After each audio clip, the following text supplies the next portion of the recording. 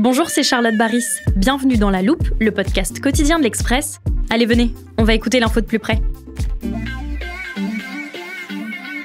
Ces derniers temps, l'agenda diplomatique du président est particulièrement chargé. Tenez, prenons la fin de semaine dernière. Jeudi 9 novembre à 10h, organisation d'une conférence humanitaire pour Gaza. 14h, rencontre avec plusieurs représentants de chefs d'État du Caucase, notamment Nikol Pachinian, Premier ministre arménien. 20h, dîner avec des chefs d'État et des directeurs d'organisations internationales venus à Paris pour le Forum sur la paix. Et c'est tout aussi rempli le lendemain, vendredi 10 novembre. 9h30, discours d'ouverture du dit forum, midi, déjeuner avec le Premier ministre de la Norvège, 16h, participation au 5e sommet contre le terrorisme numérique avec Jacinda Ardern, ancienne Première ministre de la Nouvelle-Zélande. Et au milieu de tout ça, il y a un autre événement important que vous avez peut-être raté. Le président de la République a également prononcé un discours au Muséum d'histoire naturelle de Paris pour lancer l'appel de Paris sur les pôles et les glaciers. Nous sommes dans un monde multicrise où tout se tient et tout est lié. Et les sujets de biodiversité et de climat, et en particulier les sujets de la cryosphère, sont les sujets des crises de demain. Emmanuel Macron entend positionner la France à l'avant-garde de la défense de la cryosphère, c'est-à-dire l'ensemble des surfaces marines et terrestres recouvertes de neige et de glace, à commencer par les pôles. Il a d'ailleurs promis des investissements inédits, et vous allez l'entendre, ces régions quasi inhabitées ont en fait un rôle déterminant à jouer dans le rayonnement de notre pays.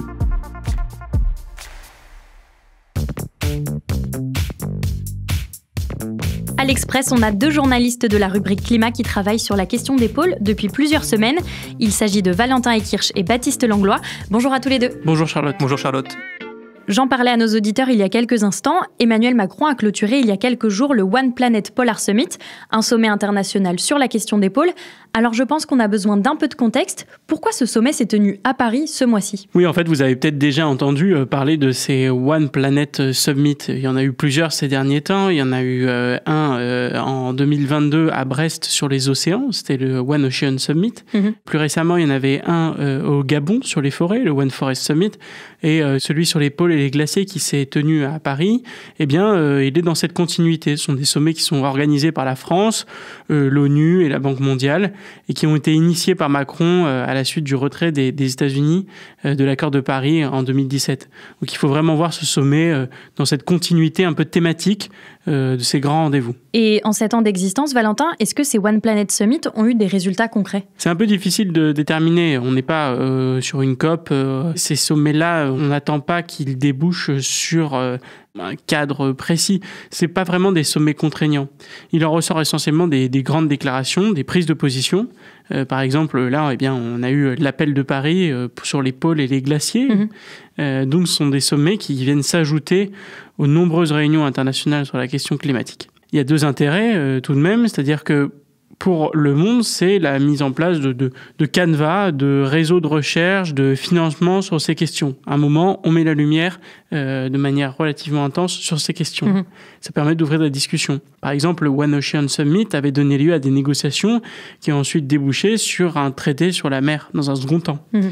Et puis, évidemment, c'est important, c'est un moyen pour Emmanuel Macron de se placer en champion des questions climatiques sur la scène internationale. Emmanuel Macron, il aime bien animer ces grands raouts dans lesquels eh bien, la France peut se positionner et lui-même en tant que sorte de champion de la Terre, y compris sur des sujets qui paraissent éloignés de notre champ d'action. Comme les pôles, par exemple. Oui, et ça ne t'a pas échappé que la France n'avait aucun territoire en Arctique et en Antarctique. Historiquement, ce sont des régions où la France a toujours été présente via des explorateurs ou des scientifiques. Donc le One Planet Polar Summit, c'était une volonté de réaffirmer ce leadership français dans ces régions. Baptiste, Valentin, concrètement, qu'est-ce qui était attendu de ce sommet sur les pôles ? C'est assez flou. Macron voulait lancer une décennie des pôles, c'est-à-dire une décennie consacrée à la recherche et au financement pour les pôles. Mais dans ce grand sommet, il n'était pas question de parler de gouvernance. Sur ces questions, il existe déjà des organes de gouvernance au sein desquels la France a d'ailleurs parfois du mal à se faire entendre. Pour bien comprendre la situation de la France vis-à-vis des pôles, je crois d'ailleurs qu'il faut qu'on fasse un point parce que Antarctique, Arctique, ce ne sont pas les mêmes choses, ce ne sont pas les mêmes pôles, ils ne sont pas régis de la même manière et même d'ailleurs, ils ne font pas face aux mêmes problématiques. D'accord, on peut commencer par l'Antarctique ? Déjà, l'Antarctique, c'est un continent terrestre couvert de glace, donc c'est différent du pôle Nord qui n'est en fait que de la banquise. L'Antarctique, c'est une des dernières terres 100 mètres de la planète. La gouvernance est régie par 2 textes. Donc le premier, c'est le traité sur l'Antarctique de 1959. Il définit le continent comme un territoire neutre. Certains pays, les premiers à y avoir mené des expéditions, y ont des revendications, mais le continent n'appartient à personne et le traité a gelé les prétentions territoriales sur le continent. Par exemple, la France est un de ces pays qui a une revendication avec la terre Adélie. Il y a un deuxième texte qui existe aussi, c'est le protocole de Madrid, qui a été signé en 1991, et lui, il définit l'Antarctique comme une réserve naturelle consacrée à la paix et à la science. Bref, l'Antarctique, c'est une zone complètement démilitarisée, avec des bases de recherche scientifique et un statut vraiment unique dans le droit international. Ça, c'est donc pour le pôle Sud, et pour l'Arctique, au pôle Nord ? Eh bien, l'Arctique, en fait, c'est une mer. C'est une mer avec de la banquise, avec de la glace. Et donc, comme toute mer, eh bien, elle est régie par le droit international sur les océans. C'est-à-dire qu'il n'y a pas d'accord juridique contraignant la gouvernance de l'Arctique, mais il existe un conseil, le Conseil de l'Arctique, avec 8 pays de la zone arctique, les États-Unis, le Canada, la Russie, l'Islande et les pays scandinaves. En fait, tous ceux qui ont ce qu'on appelle un plateau continental qui est situé dans cette zone du pôle Nord. C'est un forum de discussion intergouvernemental. La France y a un statut d'observateur, mais pas le droit de vote. En fait, comme une dizaine d'autres pays qui font de la recherche dans la région. Si je vous suis bien, la France a donc peu de pouvoir dans ces zones. Dans cette situation, pourquoi Emmanuel Macron espère-t-il peser dans ces sommets internationaux sur la protection des pôles ? Parce qu'il y va en fait de notre rayonnement, de notre soft power. Historiquement, la France a toujours joué un rôle de premier plan dans la recherche polaire, un rôle qui peut s'effriter par manque de moyens.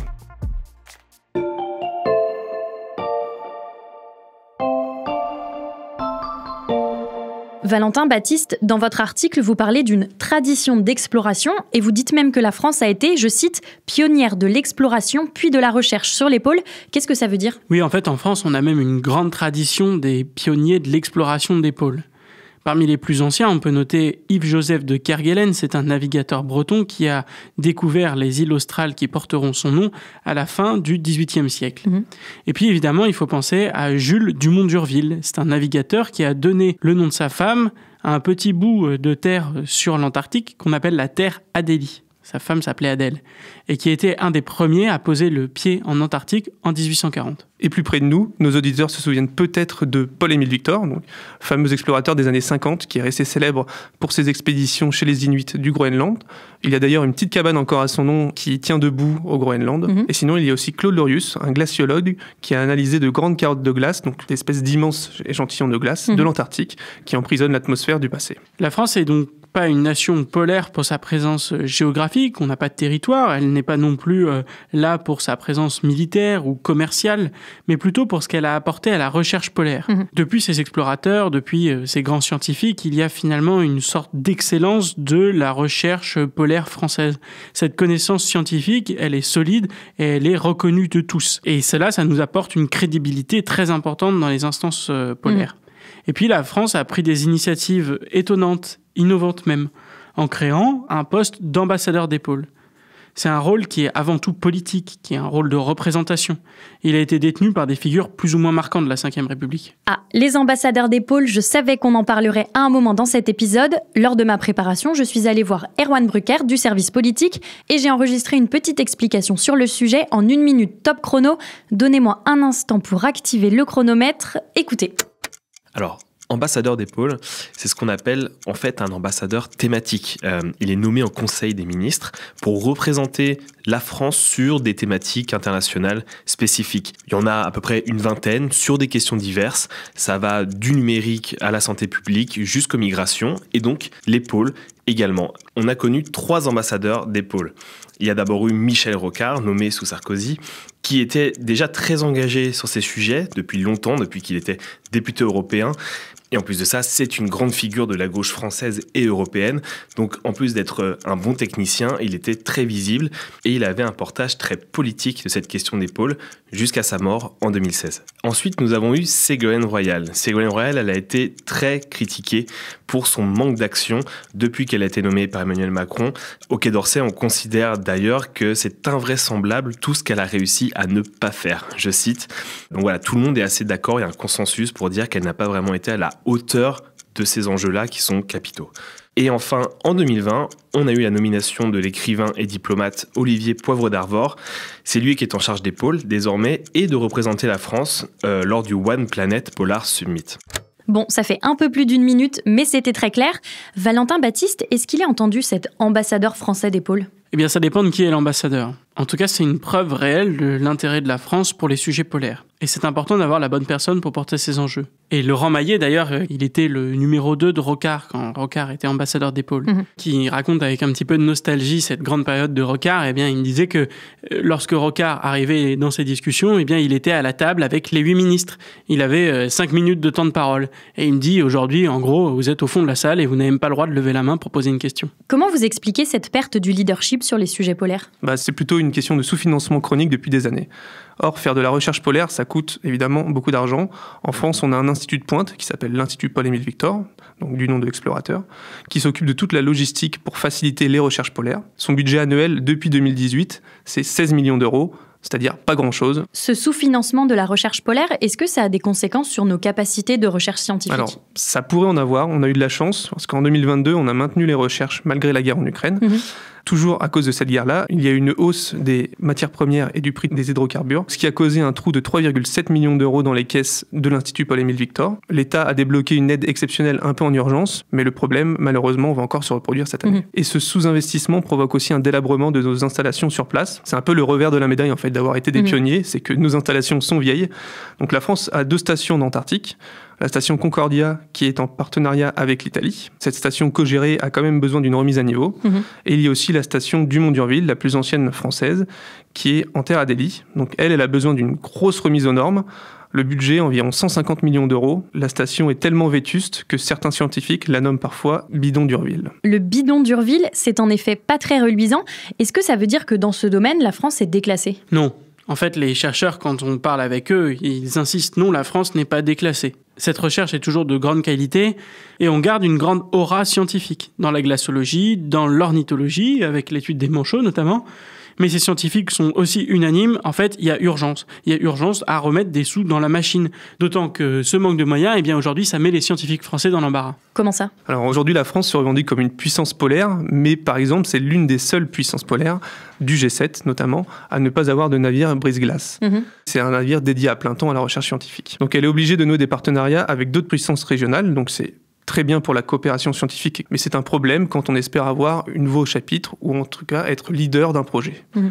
Et puis, il y a aussi d'autres problèmes qui en découlent. Donc, un exemple tout récent, c'est le croisiériste Le Ponant, avec son brise-glace Commandant Charcot, qui est une entreprise privée, et donc qui a proposé à 4 scientifiques de pouvoir venir à son bord lors d'excursions. Donc, ça a provoqué un gros débat au sein de la communauté scientifique. D'un côté, il y en a certains qui estiment qu'il ne faut pas manquer cette opportunité, parce qu'on manque de moyens. Donc, si quelques scientifiques sont à bord, on ne peut pas se permettre de faire des caprices de diva. Et il y en a d'autres, par contre, qui mettent en avant un problème éthique sur cette question. À la fois, si l'entreprise met en avant le rôle justement des scientifiques et son rôle dans la recherche pour vendre un peu mieux ses expéditions. Et il y a aussi un problème éthique un peu plus large. Est-ce que vraiment ça vaut le coup d'envoyer des touristes dans les eaux glacées de l'Antarctique ? L'investissement de la France dans les régions polaires n'est pas au niveau de ses ambitions, on l'a bien compris. Or, vous allez l'entendre, avoir une voix qui porte lors des négociations internationales sur les pôles pourrait s'avérer déterminant.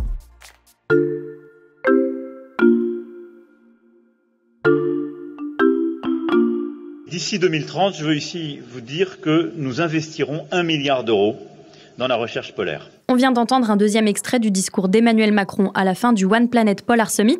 Comment va-t-il être utilisé ce milliard d'euros supplémentaires ? Eh bien, une partie va être avant tout destinée à la rénovation de 2 bases françaises en Antarctique.